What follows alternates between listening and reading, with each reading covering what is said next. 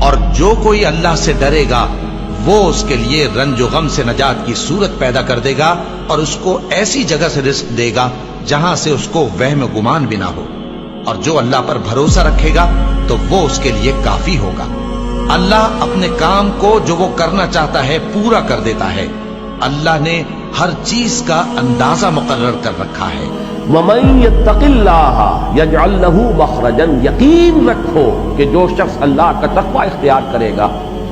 Number ایک تو یہ کہ اللہ اس کے لیے راستہ نکال دے گا۔ یجعل لہ مخرجا، مخرج کہتے ہیں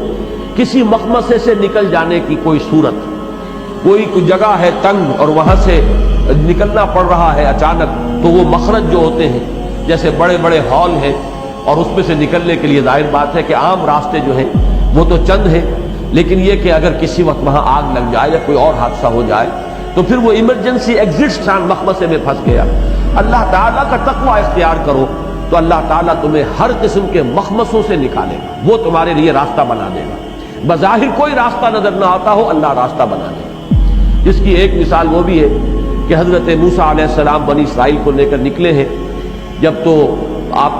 تعاقب کیا ہے فرعون نے اپنے لاؤ لشکر کے ساتھ، تو اب ایک شکل ایسی بن گئی تھی کہ آگے سمندر آ گیا اور پیچھے جو ہے وہ گرد اڑاتا ہوا لشکر جو ہے آ رہا ہے، تو لوگوں نے کہا کہ انا لمدرکون۔ بنی اسرائیل نے حضرت موسیٰ علیہ السلام سے کہا کہ ہم تو پکڑے گئے، تم نے مروا دیا ہمیں یہاں لا کر۔ قرآن مجید میں یہ تفصیل نہیں ہے، لیکن تورات میں تو باقاعدہ وہ جھگڑے ہیں اور ملامت کی ہے کہ اس سے تو ہم وہیں بہتر تھے، ہم وہاں پہ چاہے غلامی میں تھے، شکنجے میں کسے ہوئے تھے، کوئی کھانے کو ملتا تھا، بہرحال ہم وہاں رہتے تھے، لیکن یہ کہ تم نے تو ہمیں مروا دیا یہاں کر، اب جو حال ہمارا ہوگا۔ تو اس وقت اللہ نے راستہ نکالا ہے اور سمندر تک کو پھاڑ کر اللہ تعالیٰ نے ان کے لیے مخرج بنا دیا ہے۔ تو یہ مخرج ہے، یقین اگر اللہ کی ذات پر ہے تو اللہ وہاں بھی تمہارے لیے کوئی مخرج پیدا کر دے گا کہ جہاں کوئی امکان نظر نہ آتا ہو، کوئی بھی انسان کو بظاہر احوال اسباب ظاہری کے اعتبار سے کہیں امکان نظر نہ آتا ہو کہ کوئی شکل پیدا ہو سکتی ہے، اللہ اس پر قادر ہے کہ وہاں بھی راستہ نکال دے۔ وَيَرْزُقْهُ مِنْ حَيْثُ لَا يَحْتَسِبُ، اور اس کو رزق پہنچائے گا وہاں سے جہاں سے اسے گمان تک نہیں ہوگا۔ یہ احتساب جو ہے ایک گمان رکھنا، توقع رکھنا، امید رکھنا، اسی معنی میں احتساب کا لفظ آیا ہے، من حیث لا یحتسب، جہاں سے اسے کوئی توقع نہیں ہوتی، کوئی امید نہیں ہوتی، اللہ وہاں سے اسے روزی فراہم کرتا ہے۔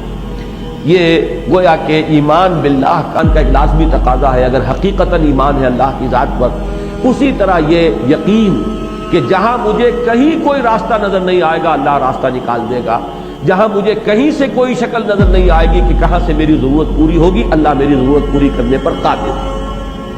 وَمَن يَتَوَكَّلْ عَلَى اللَّهِ فَهُوَ حَسْبُهُ، اب توکل جو ہے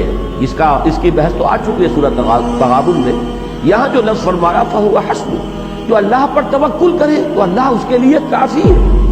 یعنی یہ کہ یہ ممکن نہیں ہے، آپ دنیاوی اعتبار سے بھی کسی شریف اور بامروت انسان سے یہ توقع نہیں کرتے کہ اسے یہ محسوس ہو کہ یہ شخص مجھ سے توقع رکھتا ہے، مجھ پر اس کا کچھ انحصار ہے، دار و مدار ہے، وہ مجھ سے کچھ امید لگائے ہوئے ہے۔ تو پھر کوئی شریف انسان الا یہ کہ بالکل عاجز ہو جائے، اس کے بس میں نہ ہو، وہ اس امید کو جو ہے وہ نا امیدی میں تبدیل نہیں کرتا، یہ شرافت کا تقاضا ہے۔ تو اللہ اگر یہ دیکھے کہ میرا کوئی بندہ تو میرے سامنے اس نے اپنے آپ کو بچھا دیا، اپنے سارے معاملات میرے حوالے کر دیے، اب اللہ تعالیٰ جو ہے اس کے معاملے کو درست نہ کرے، اس کی توقع اللہ سے نہ رکھو۔ جو توقع تم کسی شریف انسان سے نہیں کر سکتے، اس کا کوئی اندیشہ تمہیں جو ہے وہ اللہ کے بارے میں کیسے ہو سکتا ہے؟ تو جس نے اپنا معاملہ اللہ کے حوالے کر دیا ہو، جیسے کہ فارسی کا شعر میں نے سنایا تھا کہ کار ساز ماں، وہ میرا کارساز جو ہے بے فکر کار ماں، وہ میرے کام کی فکر میں ہے، وہ پورا کرے گا، اور فکر ماں در کار ماں آزار ماں، اگر میں خود اپنے ہاتھ میں لے لیتا ہوں تو اللہ تعالیٰ بھی حوالے کرتا ہے، اچھا تم جانو اور یہ اسباب ظاہری جانے، تم اپنے جو بھی کر سکتے ہو کر لو، زور لگا لو، جو بھی تمہیں ملنا ہے وہ ملے انہی اسباب ظاہری سے۔ لیکن اگر ہم ویسے اسباب کو ترک کرنا نہیں ہے، توکل کرو اللہ پر،